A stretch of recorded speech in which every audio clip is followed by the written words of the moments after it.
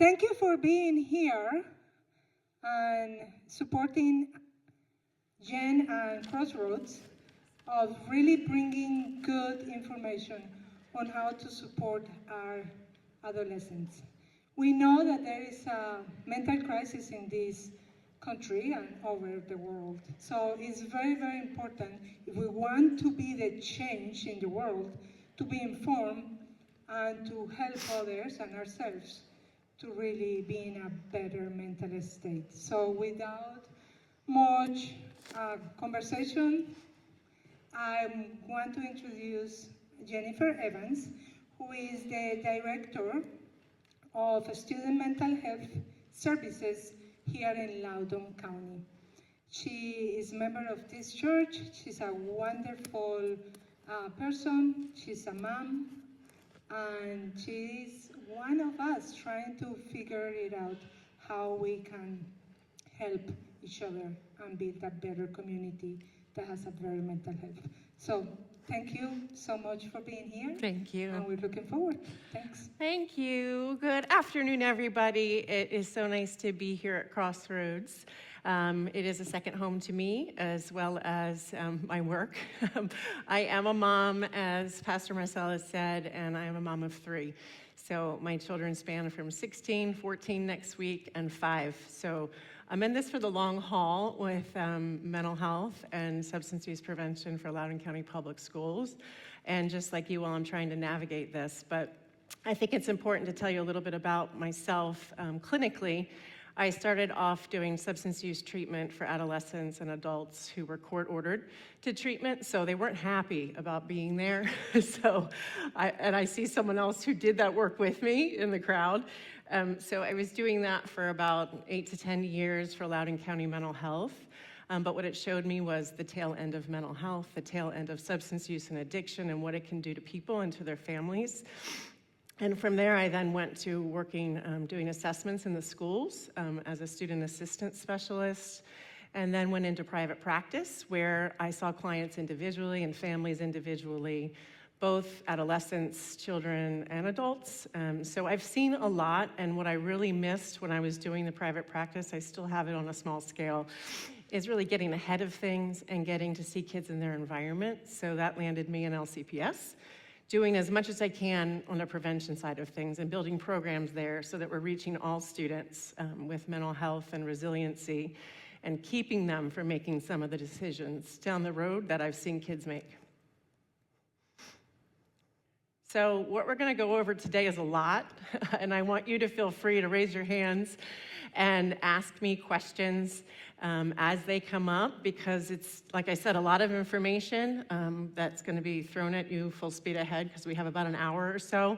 But I feel like it's important to cover all of these topics because that's what we're seeing in our landscape of students. Current state of mental health, we will talk about the current challenges for teens, which I see some similarities to when I was a teenager eons ago, but they're very different now. And I have teens in this audience that I think could attest to that. The anxiety and perfectionism, this is a generation of anxiety that we're seeing. And then substance use trends, whenever I can, I'm getting this information to parents. Oftentimes when we have substance use presentations, nobody comes. Why do you think that is? It won't be my kid. I'm doing everything right, but it doesn't discriminate. And I'll share a little bit about what we're seeing with the trends here in Loudoun County, as well as opioids and fentanyl and some of the lives we've lost here, which I want to let you know, they're local families, so this could trigger some of you when I do talk about the families that have been impacted right here. And then some strategies and resources.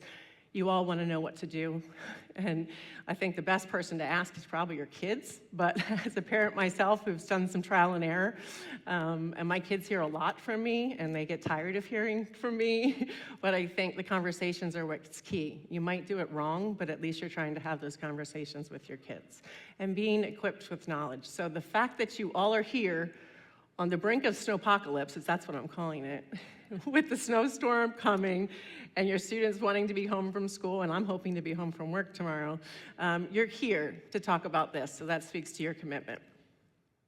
Next slide. So these statistics are a little alarming. So the CDC recently did a study, And it said that in 2024, 40% of teens felt sad or hopeless persistently for 2 weeks. What's that the classic symptom of? Depression. So 40% of our teens have symptoms of depression. What else is alarming is that the females are struggling a lot more than the males.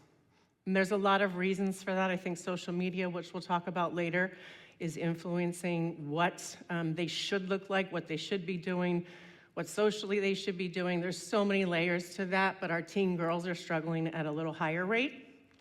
And then almost 50% of adolescents have had a mental health challenge or disorder. But what's scary is look how many got treatment.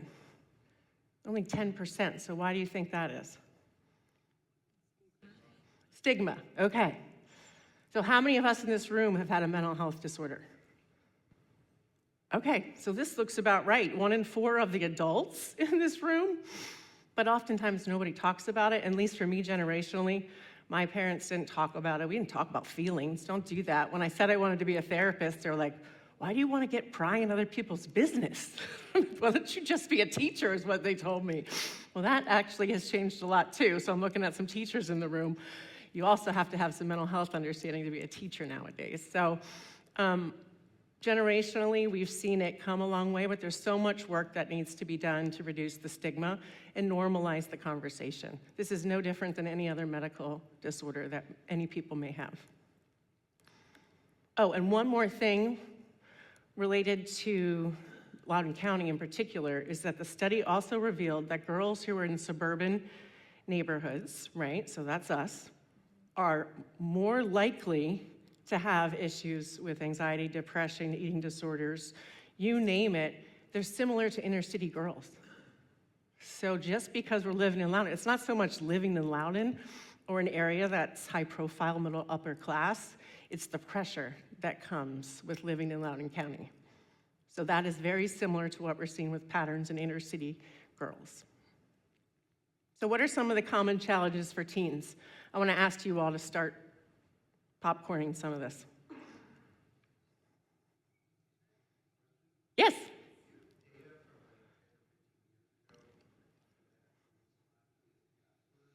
So I don't have anything on these slides, but what I will tell you is I'm going to reference a book, The Anxiety Generation, which we didn't start seeing this increase after the pandemic, which is a lot of people think. We did see some, but everything started to increase in 2010.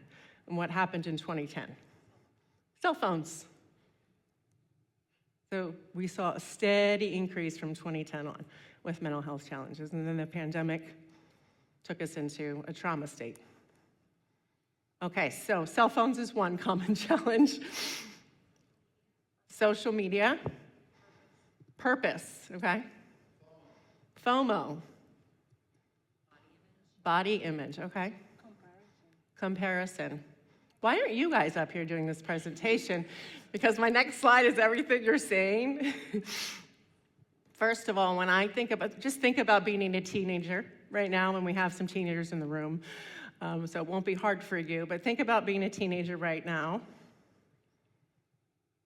And then share with me the first word that comes up.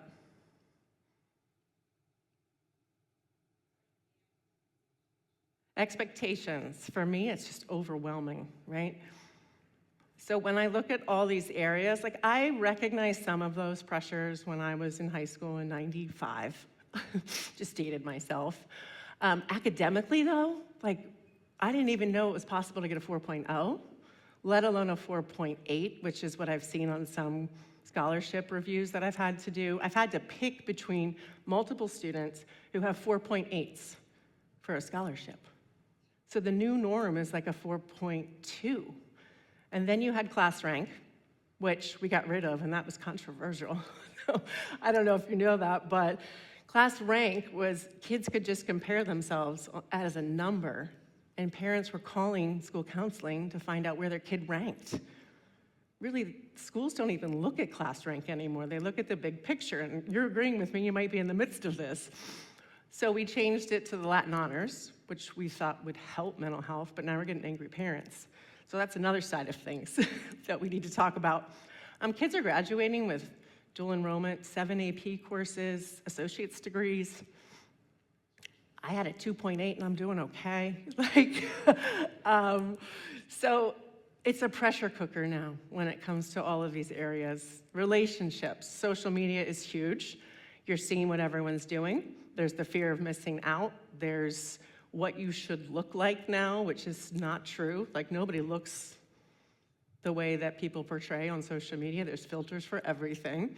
And they're only putting out their best sense of self, right, to the world. Nobody's putting out what they're really feeling, because if you do that, that's really strange. And you're gonna be judged for that or bullied for that. Peer connections, really in adolescence, that's the most important thing. Like, I didn't wanna hang out with my parents in high school, so you're hanging out with your peers, and those are the ones that are gonna influence you the most.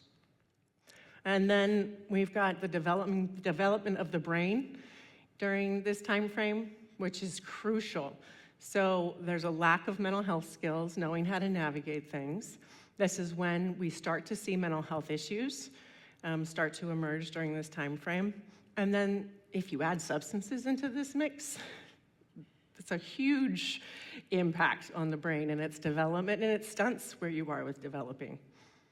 And then we've got all the other things. You would be amazed at, well, and some of the students probably aren't, looking at the resumes and the applications of all the things these kids are doing right now, right? You've got volunteer hours, you've got coaching teams, you're playing on teams, you're doing debate, you're doing National Honor Society, you're also performing on stage. It's overextending yourself in so many ways, where back in the day, it was one thing. Like, I played sports, and I'll share my story. I was a collegiate athlete. Went to JMU, had a scholarship. That was my job, go Dukes. But I can feel an ounce of what they're feeling right now, right? I felt an ounce of it, because that was my identity. I didn't know who I was outside of a sport. So when I got injured at college, mental health, anxiety, eating disorder, all of the things, right? Because I had no value outside of being an athlete. So kids are facing things that I've never faced. So I think as parents, that's the most important thing to know, is that this pressure is not what you felt. This is so different. And it really is a pressure cooker that they're constantly feeling on a everyday basis, comparing themselves to their peers and trying to be the best. And I think for us as parents, we have anxiety about our kids succeeding. And while we saw success in one way, there's so many other options now, right? We had to go to college to get a degree, to then get a job. You don't have to do that now. So let's normalize the other avenues. Let's normalize trades. Let's normalize certifications and other routes to get there, because yes, they're gonna end up being in debt. And will they get a job? We can't guarantee that. So that causes us as parents a lot of anxiety. So the opportunity to succeed the way we succeeded is no longer there. And I want to ask, what do you think the #1 Virginia school is? Of all the schools that LCPS graduates went to in 2024, which was attended the most? Nova, right? Yes. Why was there a stigma with Nova? It's the smartest route, right? You're gonna get the same degree if you do transfer. And no kid knows what they wanna do right now. Did you know what you wanted to do when you were a junior in high school? And if so, are you doing it? Like, it's strange to think that we have to decide our adulthood when we're 17 years old. So it was Nova, then George Mason, then Tech, then JMU, and then VCU. So it's getting harder and harder to get into our in-state schools. The competition is ridiculous. Okay. So I spoke to this already. It's a generation of anxiety. 32% of adolescents have anxiety, right? I have anxiety. Who else has anxiety here? Yay! Perfectionism is a really big concern here in Loudoun County. I have one of my own who is 14. It's really just fed by what we talked about, this pressure cooker. It's not that I am putting pressure on him, it's the internal, it's the what are my peers doing, it's the I'm not good enough. So it's that maladaptive perfectionism that we see most. And I would, how many of you can see your kids in these? Because I showed this to my son, and he was like, oh. Oh, it's the next slide, sorry.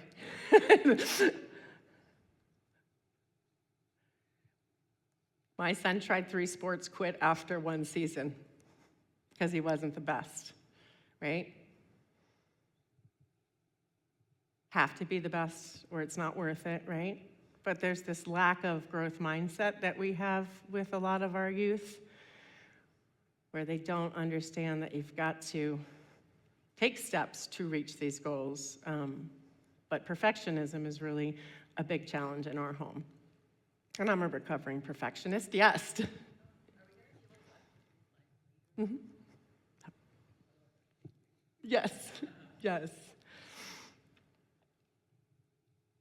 Any other thoughts when you look at this slide? Yes.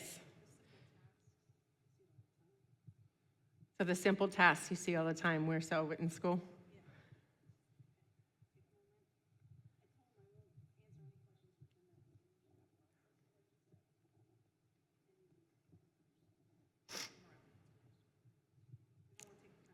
So students don't want to take the time to take those steps because everything's immediate now, right? That's another piece of it, is there's an immediacy. There's not a lot of work ethic that we see. So they kind of get paralyzed. And I see that with one of my other children is he has to do homework. He's like, can you help me? I'm like, have you even started it? Like, you do it first, and then I'll review it with you. But he wants someone there with him to make sure he's doing it right the whole way because of the fear of failure, right? So I see it in both of my kids.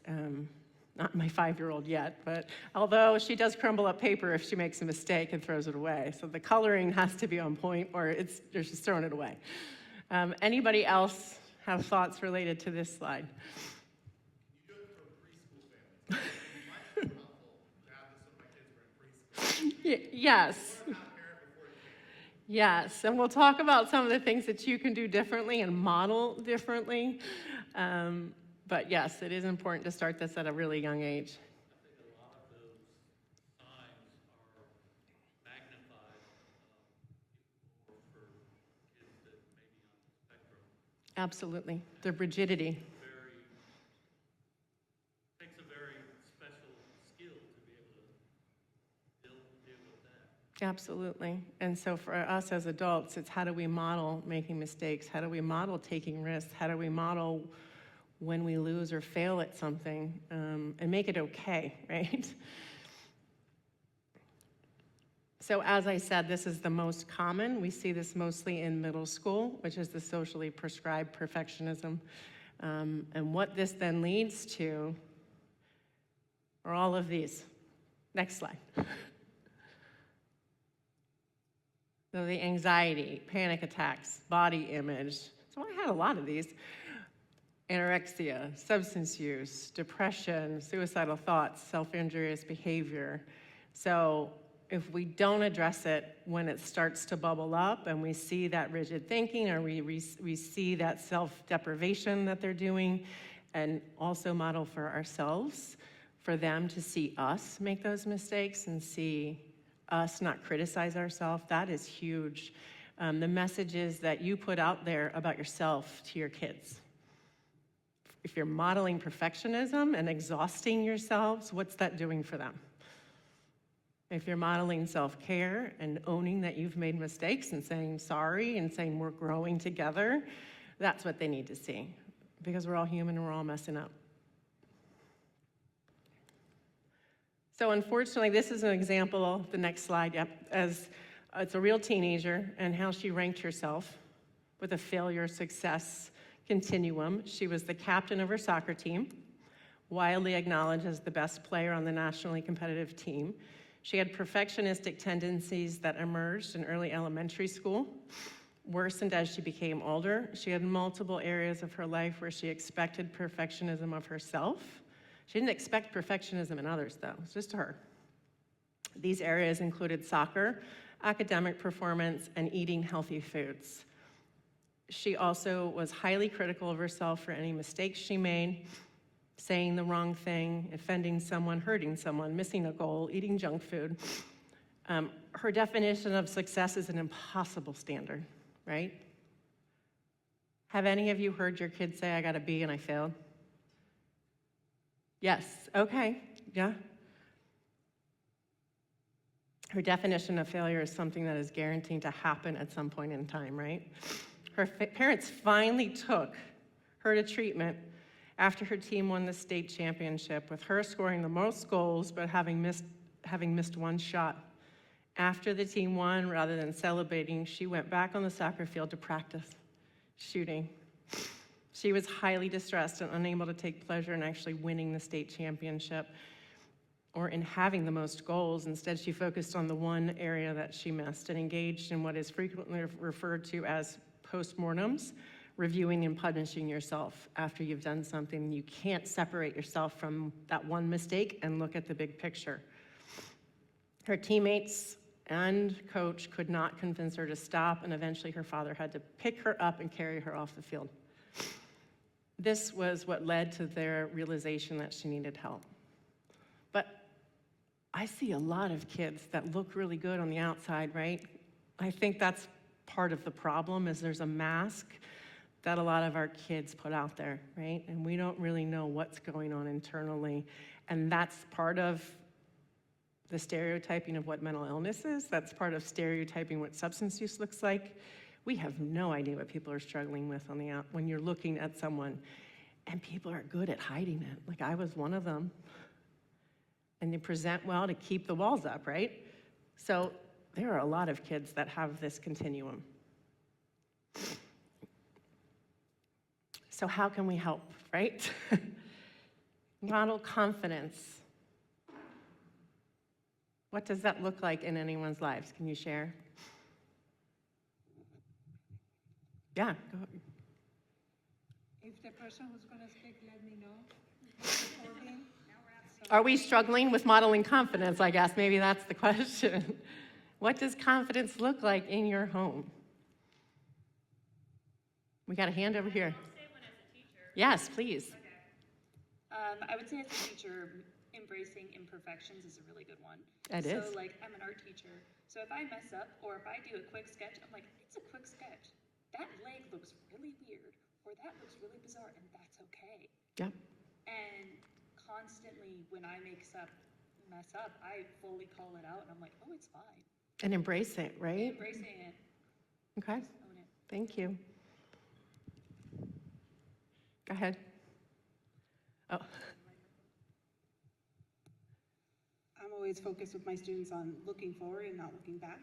So like, okay, you didn't do so well on that test, but let's look forward and doing better going forward. So what are we going to change about how you're going to get the information, study the information, come get help when you need, so that you don't have the same problem again.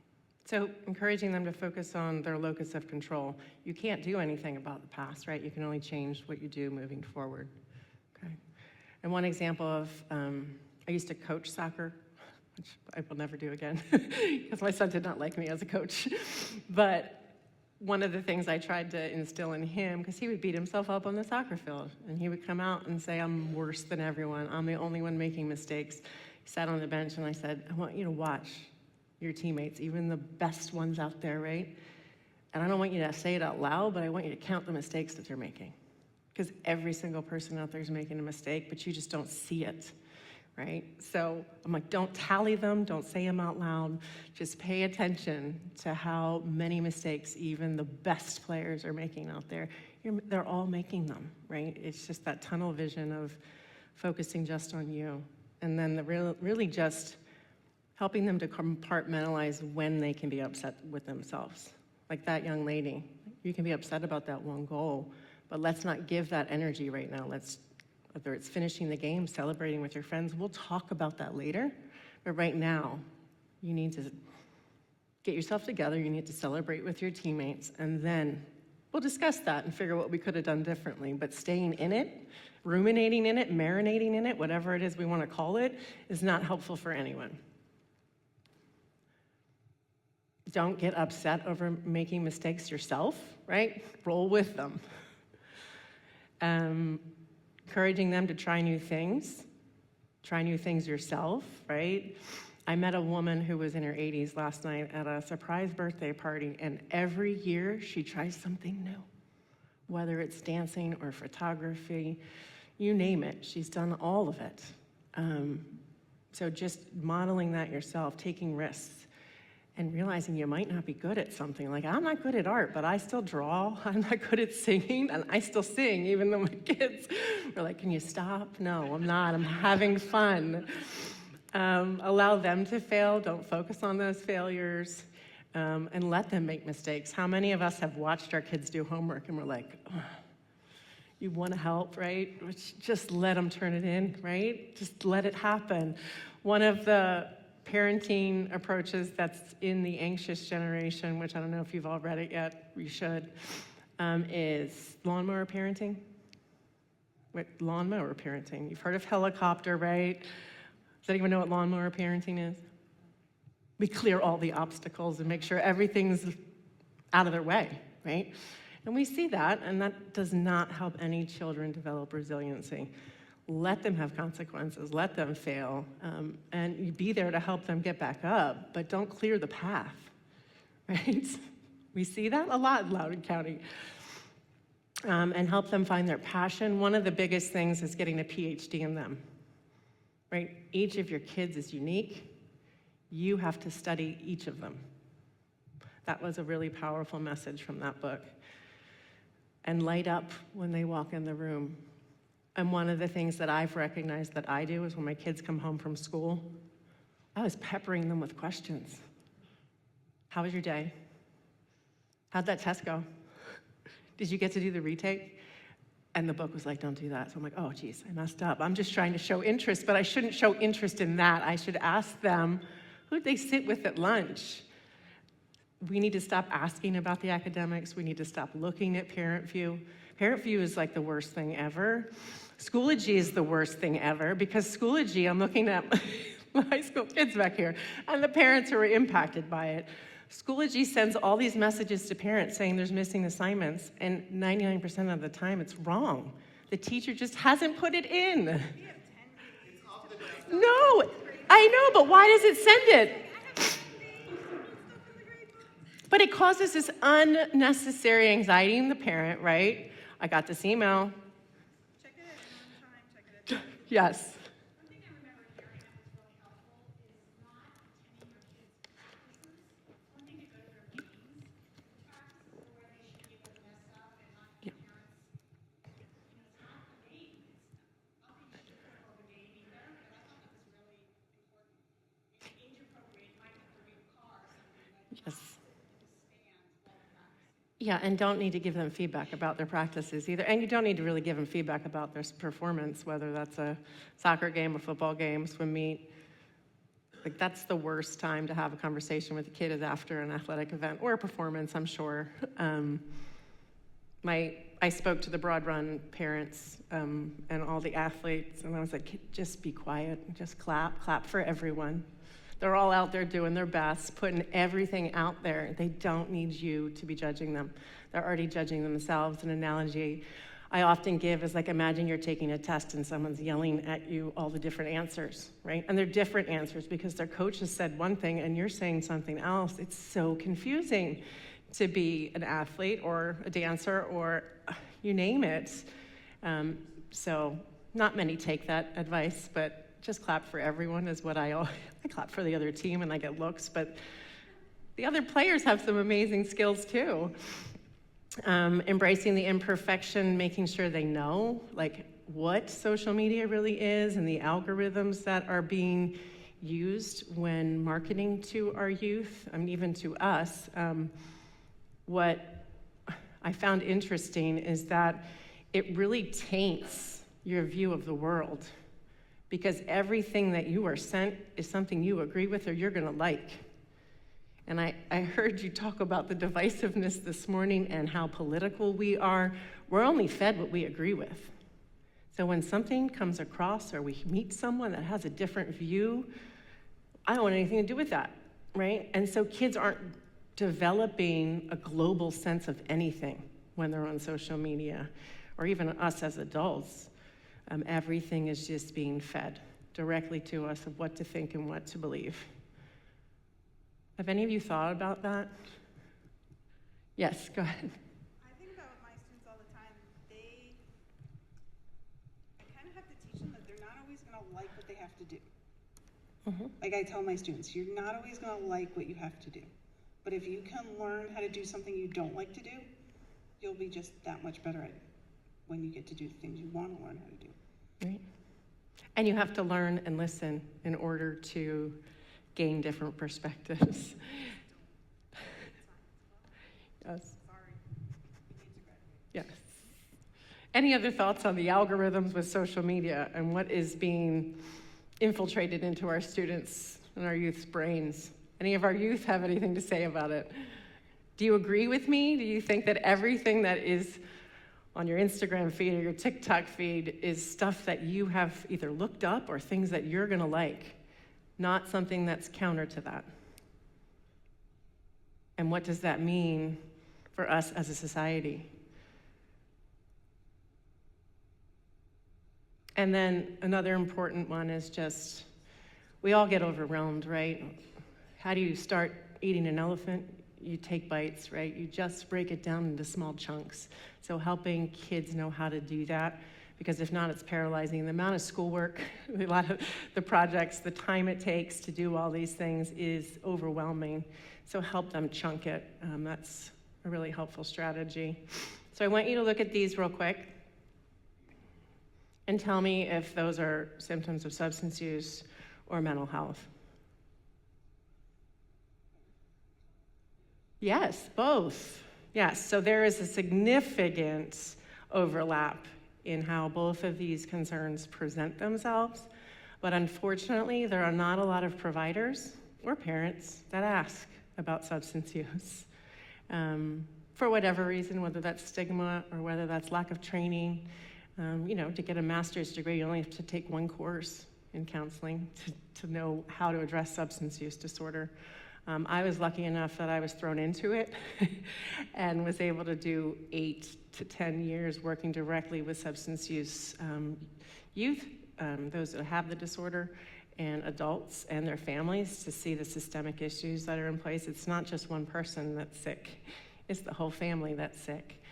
So I think it's really important for me to address some of the things that we're seeing, and I'm open to questions because this is going to be a lot of information for you. But if you go to the first slide on alcohol, and this is based on NADAC, this is based on the Loudoun County violations that we see, but we also work with students who don't have violations in our schools, so kids who self-refer themselves to a student assistant specialist. But the average age of first use is 11 years old. They're not socially drinking. They're drinking to get drunk. There's no I'm gonna have a glass of wine with my friends at a high school party or a middle school party. They're drinking to get the effect of being drunk. But I wanna say this, the majority of kids are not using substances, right? So if you look at all the studies, we're on a national decline with substance use, but the fatalities have gone up because of the potency of the substances that we're seeing.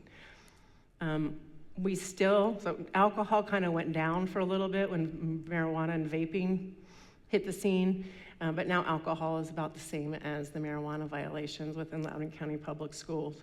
And the potency with alcohol has increased. So those little buzz balls, do you know how much alcohol is in those? Those little brown balls that kids will steal from the giant. 15% alcohol in that little teeny ball.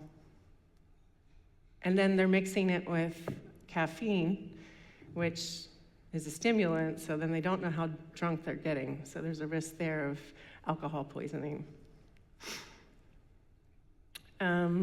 E-cigarettes, vapes, there are now disposables. So a loophole was found in the marketing that we couldn't sell vapes that had flavors, right? And that's what was attracting all the kids, but now there's disposables that have flavors, and the disposables, people are reusing those and putting vape juice in, or oil, which is THC oil, or various things. LCPS is part of the VCU vape study, So what we're doing is sending confiscated vapes to VCU to be studied, and I'm very excited to see what comes back, to see what is in the vapes that our kids have, so that we can share that out. But the nicotine content, if it says nicotine-free, that's a lie. We are seeing kids get nic sick and go to hospitals from our schools because of the amount of nicotine that is in the devices. And you can see all the symptoms. And so what was originally marketed as a way to get off regular cigarettes, it was never really that. It was marketed to kids because they're cotton candy flavored and they're bubblegum flavored and they're cafe latte flavored.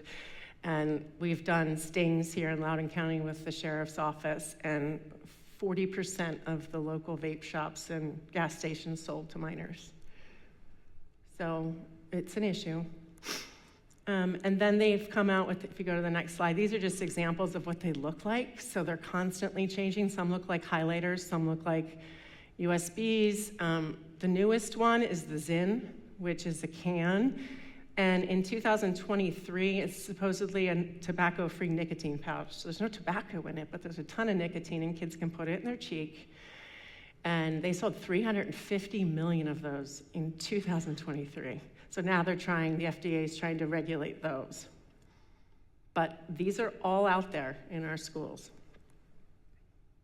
And I'm not just saying in Loudoun County, I mean, it's nationwide. We're seeing these things. I want to make sure that's clear. Next slide. Does anyone know what a cart is? I know someone in this room does. Oh, I'm seeing some teens smile because they know, but I won't call you out. So a cart is a highly concentrated amount of marijuana, that's got Delta 9, which is the marijuana that we've always known, right? But now it's not what it used to be. So in the 70s, there was 3% THC. Now we're 90%. So when parents say it's just marijuana, I'm like, it's not the same thing. We are having kids have schizophrenic symptoms because of this marijuana. We are having kids hear and see things because of this marijuana, and some of those symptoms don't go away. And it significantly increases anxiety. So in the moment, it's taking away their anxiety, if it's the sativa kind, but there's also indica, which increases anxiety, and it's activating. So there's so many things out there right now, so I just wanted to give you a glimpse. Some of the things that are available in the gas stations that are legal are Delta 8, which is light weed, which they will sell to minors. There's things called kratom and phenibut, and they all produce, they're very dangerous, but they all produce a very similar impact as marijuana, opioids, or synthetics. So have these conversations with your kids. Go home and say, have you ever heard of Delta 8 or Delta 9 or what a cart is? And they will tell you what they are and whether they know of people that are using them. Next slide. This is, I don't know whether I have words for this, but we are seeing marketing like this with edibles. So who do you think they're trying to reach with the chronic toast crunch? We found that in one of our high schools. So a lot of these things are right in DC. And the risk of overdose with these, I don't know if you've heard of what happened in Colorado when they first legalized marijuana and edibles, but there was a young man who ate a cookie, right? Because they sell them in cookie form too. And the dose is take 1/4. He ate the whole cookie. I mean, I don't know anyone that doesn't eat a whole cookie unless it's one of those crumble cookies, but he ate the whole cookie. And it takes a little bit to get in your system. But when it finally hit him, he thought he could fly and he jumped off a parking garage. So Colorado's starting to reel back some of their laws with regard to edibles and THC. But right now, these are legal for if you're 21 and older. So I think it's really important to be aware and make sure your kids know that they can't take snacks from anyone. We've created a flyer in every middle and high school. We've created one, unfortunately, in elementary schools, and we've sent them home to parents talking about what's a safe drug, what's not a safe drug. Because We've had kids pick stuff up in the parking lots and on their way to school and turn it in, but what if they decided to eat it because it looked like a gummy bear? Any questions about edibles, THC, alcohol? That was a lot. Next slide. These I'm just going to show you briefly. There are multiple ways kids hide things. And there's a lot of marketing that goes into selling these items that all has stash pockets where you can hide pills. And so has anyone seen that backpack? Okay, yes. You see it all the time. Okay, so within that backpack, there's a small zipper, and within that, there's a Velcro pouch, and it has a little card inside, and it says, "Congratulations, you found your stash pocket. Hide whatever you want right here." And then there's hats that have a place inside to put pills. So that one's just the cell phone case. This is actually, that vape sweatshirt is a vape right here. So they don't even have to have a device. It's already built in. So they're getting very creative. Next slide. Prescription pills have always been a concern, but now they're even more concerning because the majority of prescription pills, 7 out of 10 of the prescription pills that you can buy illegally have fentanyl in them, a lethal dose of fentanyl. So kids can get Xanax, Valium, Percocet, whatever it is online, but it's not real. So that is a big concern. In addition, a lot of kids start with pills because, let's say, they have an injury, right? And they get a Percocet, and doctors prescribe that, and they happen to, you still have it in the house. So there's a risk involved with even having those prescription pills and the highly addictive nature of those. So opioids are 100% addictive to 100% of the population. I don't know if you knew that. So they're the most addictive substance out there. So if a kid has a Percocet prescription, or you have a Percocet prescription, or an OxyContin, or a Valium, or whatever it might be, you need to get rid of them or lock them up. So we do a lot of events in the community where we'll give out lock boxes for you to lock meds up that you might have in your home. But unfortunately, it might not be your kid that might be taking them. It might be a kid that comes to your home. So those, the most commonly abused are Xanax, Adderall, and the Percocet in Loudoun County. And the most commonly found one in Loudoun County that has fentanyl is the OxyContin, which is an M30. I'm gonna show you that on the next slide.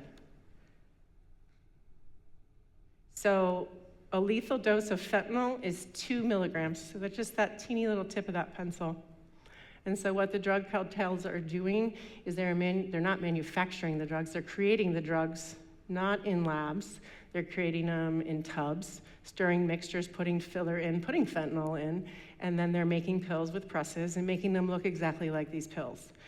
And you never know how much is gonna be in each one. So I always use the chocolate chip cookie theory, where there's some cookies that have a ton of chocolate chips, and there's some that have none, and every batch looks different, and you have to look at drugs like that now if you're getting them illicitly, and kids don't realize that. So we're incorporating this information to every one of our presentations in the school, but I really didn't want to miss the opportunity to make sure you are all aware of that this is happening as well. And like I said, 7 out of 10. It was 4 out of 10 in 2016, and it's climbing. So right now, I bet you we're close to 8 out of 10. Next slide. So like I said, there's no way to tell the difference. They use presses that make them look just like the real pill. And it's 50 times stronger than heroin and 100 times stronger than morphine. So even if a kid accidentally gets this and it's not a lethal dose, the high that they're gonna experience is gonna give them the desire to use it more and more because it's so addictive.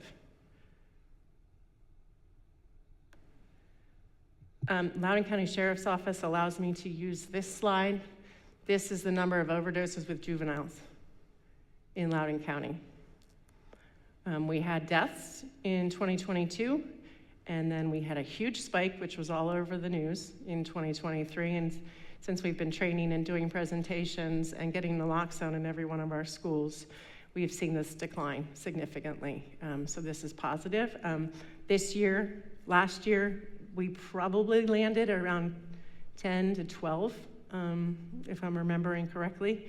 And so I'm hoping that that just keeps going down with the education efforts that we're doing.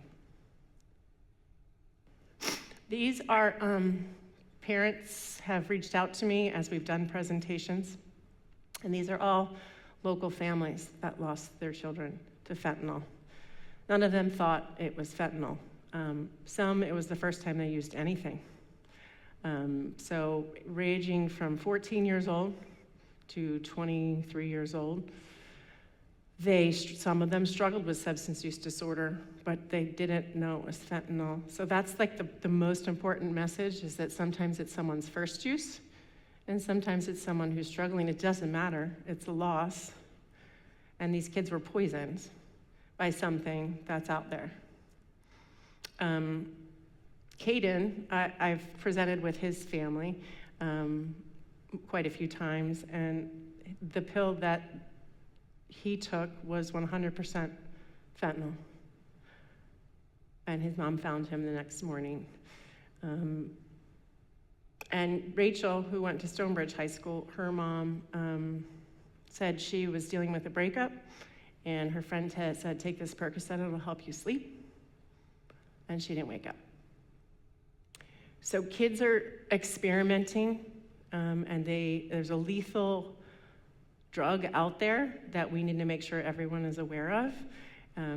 Kids naturally experiment when they're young, right? This was never around. Fentanyl wasn't around when we were young.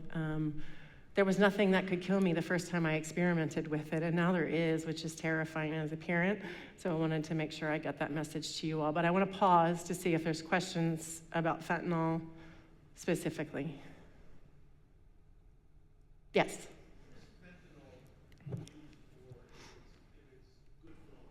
So when it's medicinally used, it's a patch, and it's used when cancer patients are in so much pain. So my dad, when he was dying of cancer, had a patch, and it would release slowly, right, in a very small amount.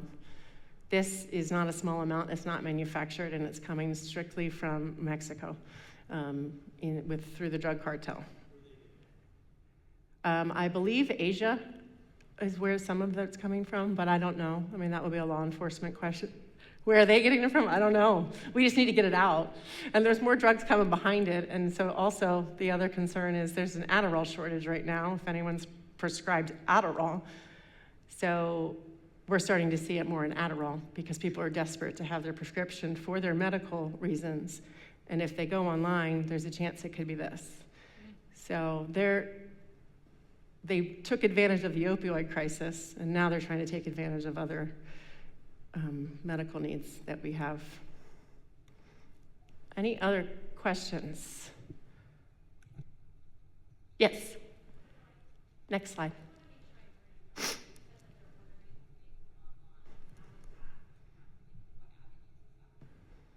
I'm so sorry, I heard. How are they ordering online? If you were to look things up right now, you'd find them. There's a dark web, but if you were to Google Adderall, something would pop up. If you were to Google finding something online, whether it was Percocet, you could find something right now if you tried. So kids don't realize that it's not legitimate. Yeah, so there's lots of different websites. Go ahead. I'm a nurse at Loudon Hospital, and if anyone wants to get rid of the medications that are in their home, in the south entrance lobby of the hospital, they have a dispensary area. You can just take it in, dump all the bottles, the pills in, and it goes in. You don't have to write your name. You don't have to do anything. You can literally just drop them off. That lobby is open 24/7, so whatever you have, narcotics, Adderall, any of it. Thank you. Yes? Is there a issue with over-prescription of, you say there's a shortage of Adderall, is it something where it's just overly prescribed, or it's kind of like, oh, let's go to that? I'm not sure I don't know if it's just the drug manufacturers that are not producing it at the same rate. I do know that we are diagnosing at a higher rate, but I also think some of that has to do with we're having more conversations, right, about mental health, so people are identifying their symptoms and actually asking for help. So a lot of people will say, like, we never had rates of depression like this. I'm like, yeah, because nobody talked about it and you just dealt with it. Same thing with anxiety, same thing with ADHD. I think a lot of adults are finding out that they probably suffered for a long time and are now getting diagnosed as adults. So I don't know the answer to that, but there's definitely a shortage, and I have friends whose kids need it, and they've tried multiple pharmacies in this area and can't find it. Yeah. So the next thing they're gonna start doing is putting it in weight loss drugs. Oh yeah, Ozemic. Huge shortage thing. Yeah. So only take pills from your doctor. Only pick up prescriptions from a pharmacy. That's my message, but that's the message you need to share with your kids, right? You only take pills that I give you or a doctor prescribes to you. So what can parents do? Start conversations with curiosity, not judgment, because you don't want to shut them down if you ask a question like, are you using? Have you experimented? They're going to get defensive immediately, right? So have an open-ended conversation. Use TV. I use TV a lot because there's a lot of inappropriate things on TV, whether it's substance use, unhealthy relationships, you name it. There's something out there that could be a conversation starter. Like, what do you think about that? Have you ever seen this? So be non-judgmental in the conversation. Be informed by coming to things like this. Talk to them about what you've learned, which is another way to open that conversation. Have access to their phone. Whose phone is it? Who's paying for it? It's your phone. It's not their phone. So I do sweeps on my kids' phone. I have my kids' phones locked down. They can't add apps. They can't delete apps. And that's just how it is. And it's not because I don't trust them. It's because I don't trust other people. My son has been in a chat room and had someone ask him for pictures already. He was playing Call of Duty, and someone asked him to send pictures, and he reported them and told me. But, so everything's locked down in my house, and they know that they can't have their phone in the room. I do a sweep randomly, so it's not predictable. And there are conversations that we have when things come up, and they're honest, right? What did you mean by this comment? What was the conversation that you had with your friend? What do you think about what he said? So we just have that ongoing dialogue and expectation. Follow their social media. There's probably some they have that you don't know about, so make sure you know of all their accounts.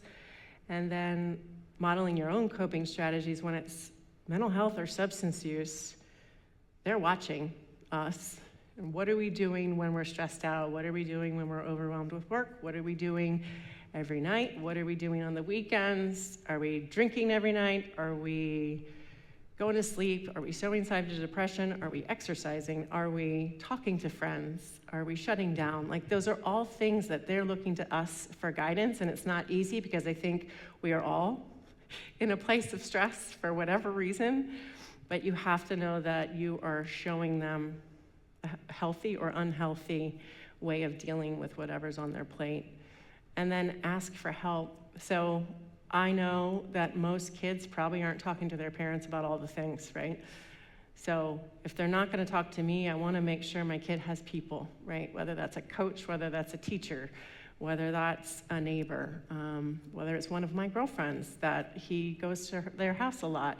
So making sure you've got a team, right, that you trust, that will talk to your kid and will share with you what they might be sharing with them. And then you can always talk to the school.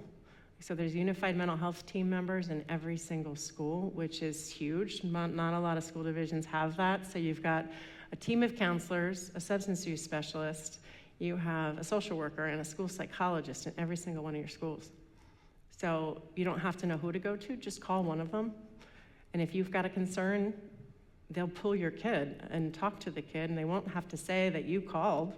Just say, hey, they just introduce themselves and say, hey, here's what I offer. Do you want to meet with me? Do you want to do a group? Do you want to just check in one-on-one? Is there anything that you want to talk about? And it can be very informal. And that's a good starting point. Next slide. So there's a flyer out there about Care Solace. Care Solace is something that I'm very proud of. How many of you have tried to get a therapist and couldn't find one? Okay, whether it's for yourself or anyone else, 6-month wait list, don't take insurance, don't work with this age. So we partnered with Care Solis. It's a navigation care team that helps you find someone within 5 days. Whether that's someone in California, but it's telehealth, but they take your insurance and they work with whatever issue or age group that you might be looking for. And that's free for any Loudoun County, and if you're not even a Loudoun County Public Schools parents, you can use it too, because there's no way for them to check. And then the next slide is another resource that is a new partnership. So parentguidance.org is an amazing organization through the Cook Center for Connection. They have lots of resources on their website, whether that's videos you can watch with your kids, to start conversations, or webinars that you can complete that are all free, but the newest is coaching. So every parent can have a coach, right? We have coaches for everything else. Like, what if you wanted to say, how do I talk to my child about bullying? Can you give me some strategies? They will talk to you once a week indefinitely to help you navigate some of these difficult conversations. So you should sign up for that. That's completely free right now.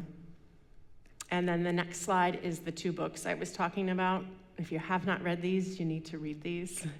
Never Enough, which really talks about the pressure cooker experience of today's youth and how our own anxiety contributes to that, and the things that we can do to stop our own anxiety from impacting our kids. And then the anxiety generation is really about smartphones in 2010 and the impact it has had on us since then, as well as the pandemic, and it gives you specific strategies on how to address that. If anyone's closer to Leesburg or wants to drive to Leesburg, Loudoun County High School is doing a book club on Never Enough.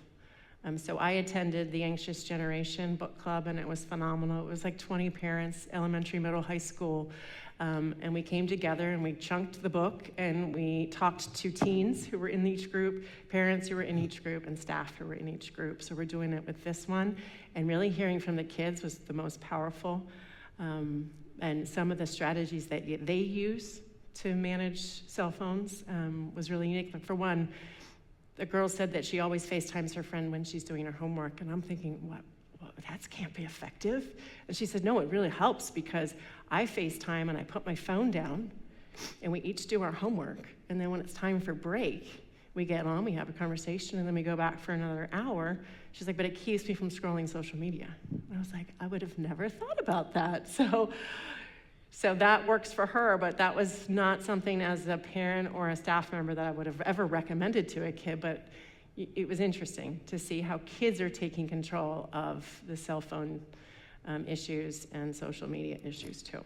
But that is coming up, and I can get the dates to Marcella, and she could send them out if anyone's interested. It's open to everyone. And here is my contact information, and if you get your phones out, you can take a QR code, take the QR code picture, and it'll take you to Student Mental Health Services, which is all of LCPS, so it's school counseling, social work, substance use prevention, suicide prevention, crisis response, everything you could ever want to know, and that's my personal cell phone, as well as my direct office line, if anyone wants to reach out to me directly. But I want to stop and start answering questions. Yes? Wait for me.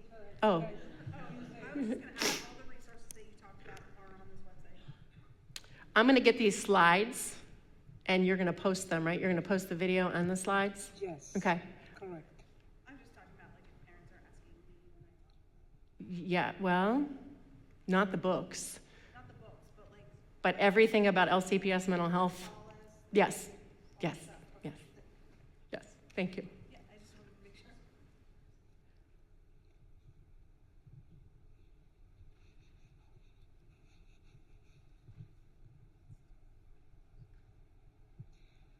I know normally we don't consider therapy unless there's an actual issue. Would you recommend therapy kind of as a preventative measure? I think if your child doesn't have other people already, then it wouldn't be a negative thing to help develop resiliency and coping skills and strategies before they start experiencing them. So it depends on the village that you have, but it's not going to hurt them to normalize going to therapy. I think that would be a positive.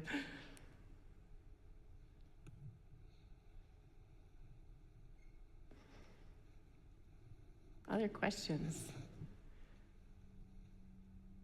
Yes.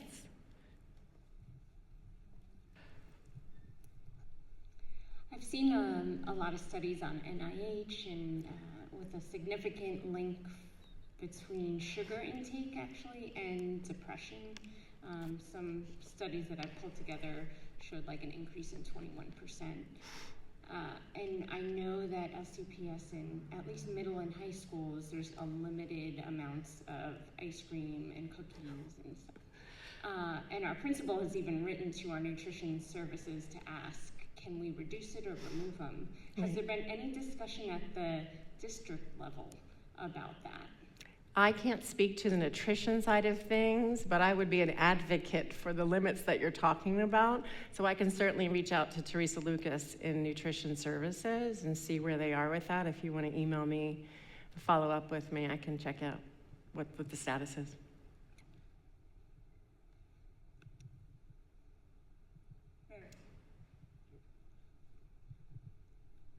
I'm wondering about the academic pressure, and has society, who's making these requirements that we achieve more and higher and better and we have to be perfect?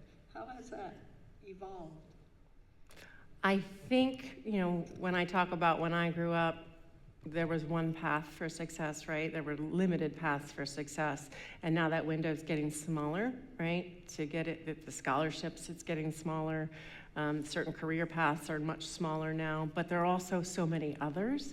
So I think it's collectively not only the colleges that are waitlisting kids and setting limits on who they will accept when they would have accepted them years ago. I also think it's career opportunities and corporations that are setting those limits. So I think it's all of us. And we need to start addressing it and normalizing other options for success. There's a lot of people who don't have college degrees that are succeeding and they're not in debt. I think that's an important message to start sending to our kids. There are trades, there's engineering paths, there's cosmetology. There's so many things available now that were not available when I was growing up that I think kids have more options, but I feel like we're trying to push them into that square peg into a round hole, and we don't need to. So helping figure out who they are and what their passions are is the most important thing. I don't know that I answered your question, but I think it's a collective pressure.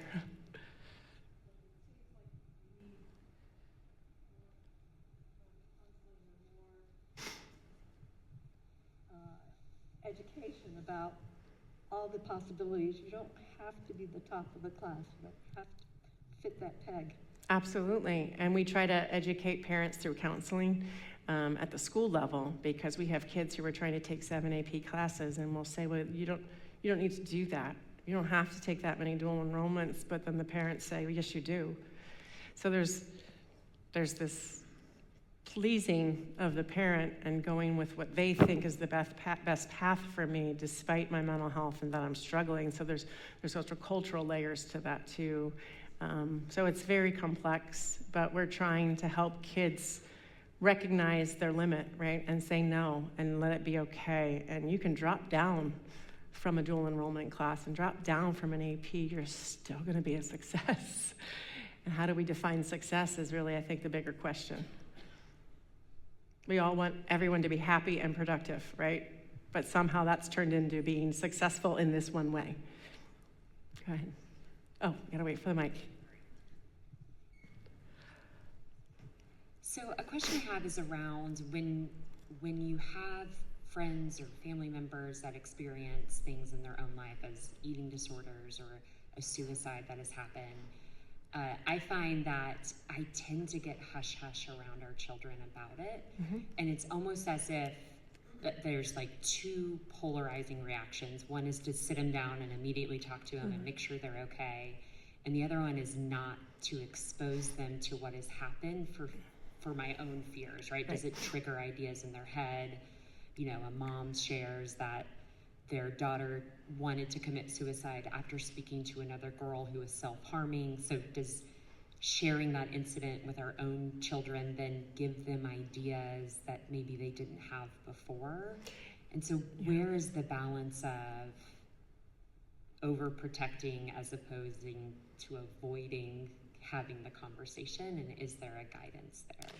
Yes, so I would say there was a lot of misperceptions. Like when we started doing suicide presentations we do them in every grade. So we're doing them in 6th, 7th, 8th, 9th, and 10th grade. So we're doing signs of suicide to all students, but we had parents opting out because there was the misperception that if you talk about it, then they're gonna know that that's an option. Same thing with substance use. You're educating kids on how to use drugs. No, we're educating kids on the risks associated with it. And suicide is a reality.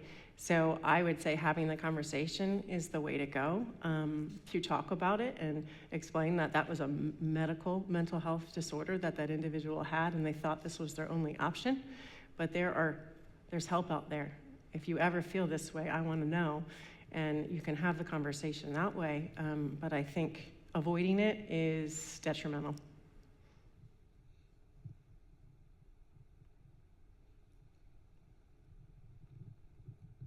All right, so this isn't as much of a question, but more of like commentary as like an educator who works in high schools, and then also as an LCPS graduate myself.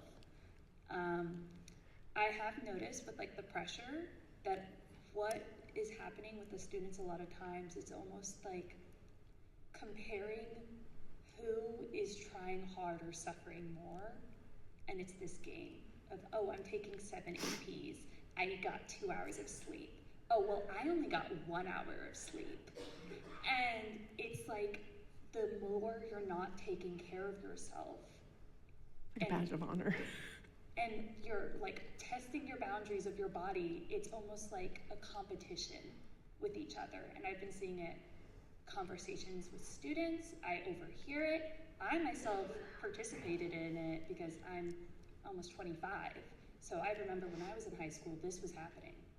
And I feel like it's gotten worse. Mm-hmm. But I would say that is what I'm seeing the most, and I'm constantly having to talk. Whenever I hear it, I try to address it and be like, no, and I'm like, hi, at the end of the day, I will always want you to sleep.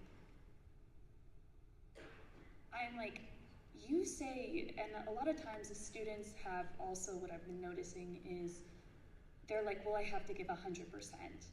And I'm like, I don't think 100% looks like your image of 100% in your head is what actually 100% is.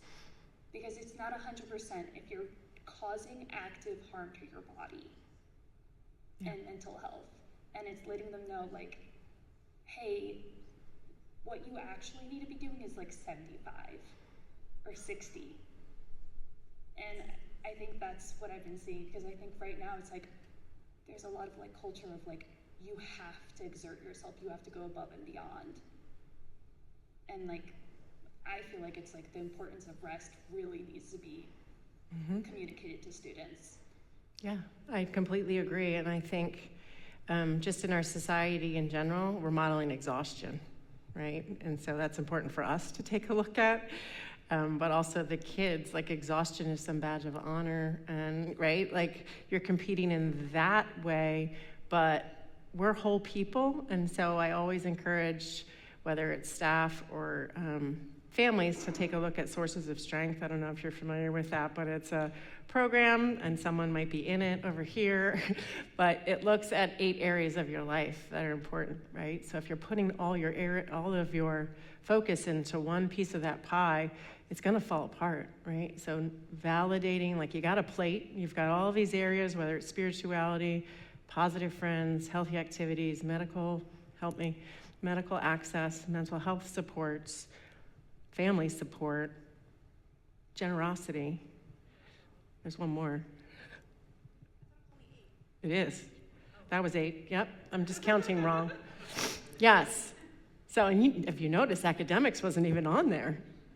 So you have to feed all of those areas, and we all are naturally have strengths in certain ones and some that we need to work on. So always bringing the conversation back to what other areas do you need to strengthen right now in order to get through high school. So if you're looking for that information, that's on the website too. Last question. Hello, can you hear me? Can you give some like positive stats on how things are getting better with adolescents? So positive stats on how kids are getting better. I think kids are actually leading the way with a lot of these conversations. So when we had that cell phone policy change, kids had been begging for it. And what we're seeing is like they're actually having conversations in school now, and the teachers are actually noticing the kids are listening. So when they turn around, their heads aren't down looking at their phones. So I feel like that is something that we needed to take the reins of earlier. But I am seeing the positives with that, and kids are actually feeling like they can be present more in school and with their peers. That's something they've been asking for at the Superintendent's Advisory Council. But I also think they're more willing to have the conversations about mental health and substance use than the adults are. So they're craving it. They're craving the connection. They're craving the information because they want to make the right decisions. So I think that's just our responsibility as parents and providers to make sure that we're giving them the right information. They're not being influenced by just their peers. And I will say, I'm going to piggyback on what I said earlier about sharing information with your kids. If you have a genetic history of addiction or mental health in your family, tell your kids. Because that gives them information, so when they make that decision, they know what risks they're taking. So I've been very transparent about there's addiction in my family, there's mental health in my family. They identify their own mental health issues, and then what that would mean if I were to start using substances. So I think that that's a more proactive way to address it. Can we give a round of applause to Jennifer? Thank you so much. Thank you. This has been wonderful. Thank you. And thank you to everyone who attended Yes, and for thank you all. being a very participant audience. So thank you so much, and have a rest Sunday.